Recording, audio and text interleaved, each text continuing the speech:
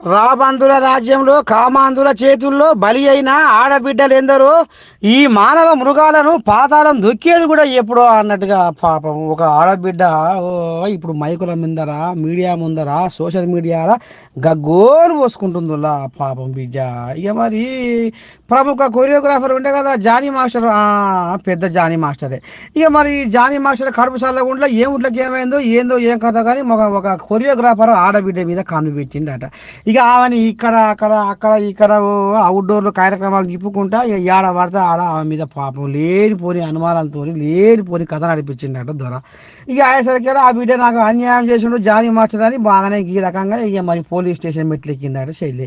ఇక మరి ఆఖరికి వస్తాడ కల్లా ఈ కేసు మరి ఎటు తిరుగుతుందో ఎటు మలుపు తిరుగుతుందో కానీ మొత్తానికైతే జానీ మాస్టరు ఒక లైంగికంగా ఆడబిడ్డలను వేధిస్తుండు అనేది ముద్ర చేసుకుండు ఇప్పుడు సినిమా ఇండస్ట్రీలో. మరి రేపు రేపు జానీ మాస్టర్ కథ ఇంకా ఎటు తిరుగుతుందో ఏం కథ కానీ మొత్తానికైతే ఇప్పటికైతే అత్తగారింటికి పోయే కాలం వచ్చిందిలా జానీ మాస్టరు. చూడాలి మరి రేపు రేపు జానీ మాస్టర్ కథ ఇక ఏమవుతుందో ఎట్లయితుందో ముందు ముందు చూద్దాం.